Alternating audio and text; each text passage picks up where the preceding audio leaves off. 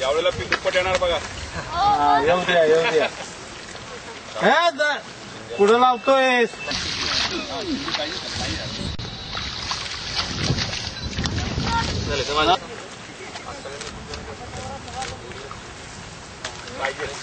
नसेल तर मला सांगा. लोक सांगतो पुण्यात ताप असतात ना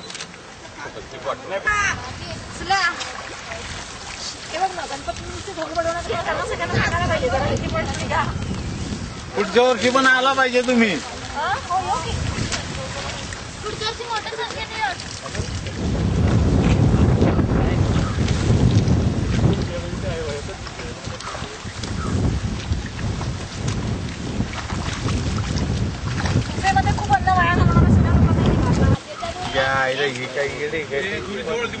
अरे ते सोडतोय कशा दोरी आंबा.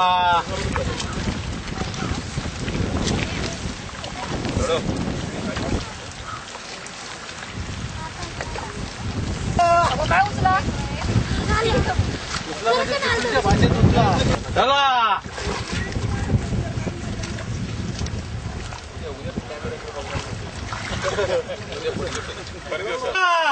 झालं का. दोरी खाली घ्या. दोरी खाली घेतो. वर्धिनी प्रसिद्धी हा जरा थांबा. हा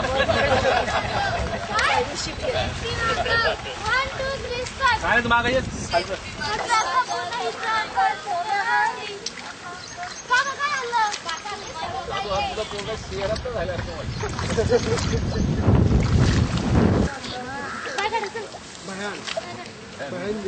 सर्व जायला येते म्हणजे लक्षात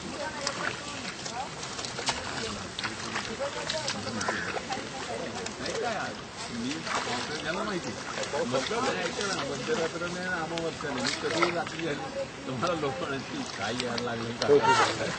थांबा.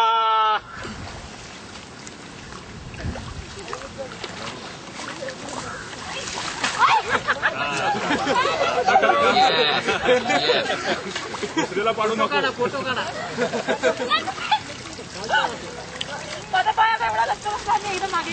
तुम्हाला नियम एक लक्षात ठेवा.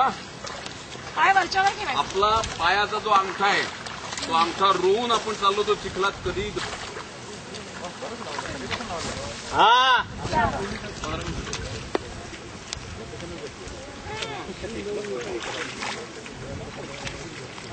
चला जाऊ द्या बस.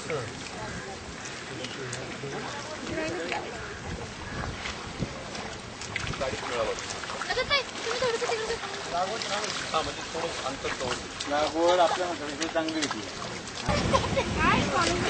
पहिला अंगठा पहिला रोवायचा.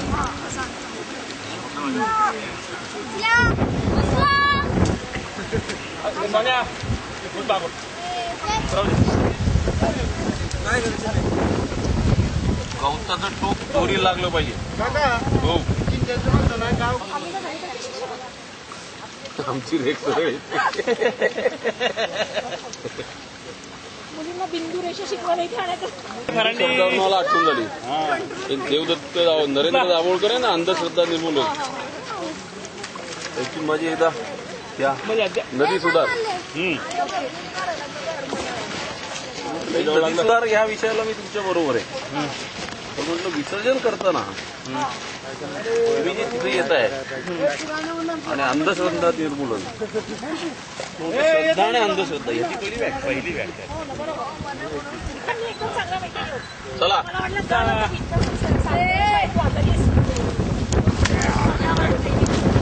या कोर्टामध्ये काही अपरिहार्य कारणामुळे येऊ शकते. व्यवसायानं वकील पण वृत्तीनं समाज सुधारक.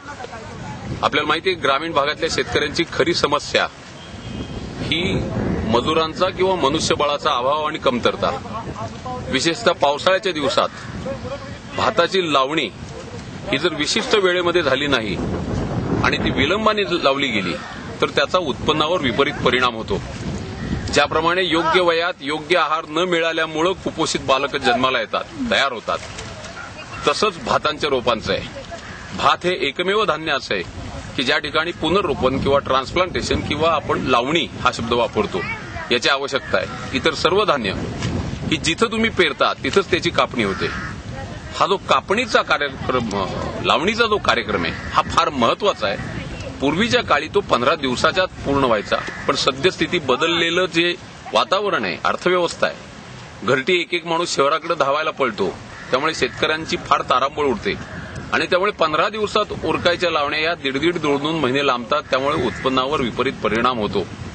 याच्यावर कायमस्वरूपी उपाय काय काढावा, म्हणून ही यावर्षी संकल्पना आपण अंमलात आणतोय की देशभर शहरातल्या सर्व नगरवासियांनी एक प्रतिज्ञा करायची की 1 दिवस शेतासाठी, शेतकऱ्यांच्या मदतीसाठी. म्हणजे ज्या ज्या वेळेला शेतकरी अडचणीत येतील मनुष्यबळाच्या कारणाकरता, त्या त्या वेळेला शहरवासीय हे तिथं जातील.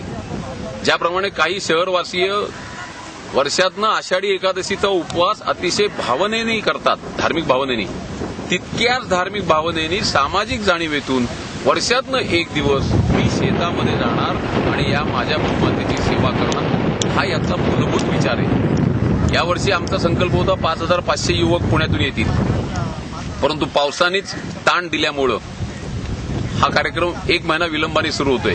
परंतु यावर्षी कमीत कमी 3000 युवक यात सहभागी होत आहेत. या पार्श्वभूमीवर पुढल्या वर्षी 55,000, त्याच्या पुढल्या वर्षी 5.5 लाख आणि चौथ्या वर्षी 55 लाख आणि 5व्या वर्षी 5.5 कोटी असा आमचा संकल्प आहे. वनराईंनी ही संकल्पना पूर्णपणे देशभर राबवायचा निर्णय घेतलेला आहे आणि मला माहिती आहे की अनेक ठिकाणी भातशेती नाहीये, परंतु त्या त्या ठिकाणी शेतकऱ्यांची समस्या असेल. म्हणजे उदाहरणार्थ कापसाची शेती आहे, कापसाची बोंड वेचण्यासाठी माणसं मिळत नाहीत, त्यावेळेला शहरातले युवक तिथं जाणार. मी युवक शब्द वापरतोय, याचा अर्थ तो वयाशी निगडीत नाही. तो शब्द जो आहे, जो या भूमातेची सेवा करायला तयार आहे, तो युवक. आणि म्हणून माझी सगळ्यांना विनंती राहील की आपण एक संकल्प करूया की वर्षातला 1 दिवस हा भूमातेची सेवा करण्यासाठी मी व्यतीत करणार आहे. 1 दिवस शेतासाठी, शेतकऱ्यांच्या मदतीसाठी. धन्यवाद.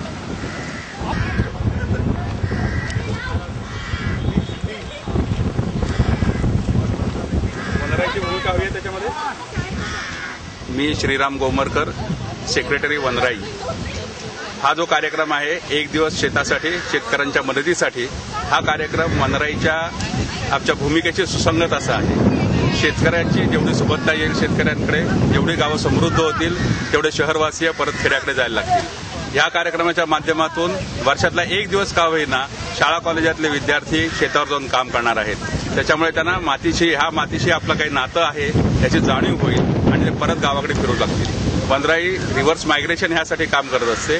हा एक त्याशी सुसंबद्ध कार्यक्रम असल्यामुळे त्याच्यामध्ये आम्हाला हा कार्यक्रम देशभर पोहोचवण्यामध्ये नक्कीच आनंद वाटेल. धन्यवाद.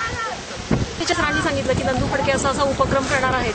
पहिलं स्वरूपदिनीच्या एका बैठकीमध्ये आम्हाला ज्ञानेश पुरंदरे सरांनी सांगितलं की नंदू फडके असं शेतकऱ्यांना मदत करण्याचा एक उपक्रम करणार आहेत आणि आपल्याला खूप संख्येने त्याच्यामध्ये सहभागी व्हायचं. आणि हा उपक्रम आम्हाला ऐकल्या खूप आवडला आणि आम्ही लगेच सगळेजणांनी ठरवलं की या उपक्रमामध्ये सहभागी व्हायचं. तर अनेक जणांनी सुट्ट्या काढून सगळ्या कामाला हे करून आम्ही आज इथे खास हे काम करण्यासाठी आलोय. आणि हे काम करताना आम्हाला खूप आनंद होतो, कारण की प्रत्यक्ष आपण खूप अन्न खात असतो, तर त्याच्यामागे काय कष्ट आहेत याची जाणीव इथे खरं आल्यानंतर होते. आणि म्हणजे आपण पर्यावरण वगैरे विषय शाळेमध्ये नुसते कोरडे शिकवत असतो, तर खऱ्या अर्थाने इथे आल्यावरती त्याची अनुभूती आम्हाला येते. धार्या आहे आणि मी ILS लॉ कॉलेजमध्ये 2nd इयरला आहे. मी उन्हाळ्याच्या सुट्टीत नंदू फडके यांच्याकडे एक इंटर्नशिप केली आणि त्याच दरम्यान वनराई आणि त्यांनी कोलॅबोरेट करून हा प्रोग्राम प्लॅन केला. आणि एकदम आधी ओरिएंटेशन सेशन जेव्हा गावात झालं तेव्हा पण मी आलेले आणि मला भात लावणी करताना असा वेगळाच आनंद होतोय. म्हणजे असं विचार पण करू शकणार नाही की खरं असं कसं असतं हे आज मला कळलं आणि ह्याच्यामुळे मला खूप आनंद झाला. आणि मला वाटतंय की मी रोज यावं, पण माझं कॉलेज बंक होईल. म्हणून आज हा दिवस मला मिळाला, ह्याच्यासाठी मी खूप आभारी आहे वनराईला आणि नंदू फडके साहेब.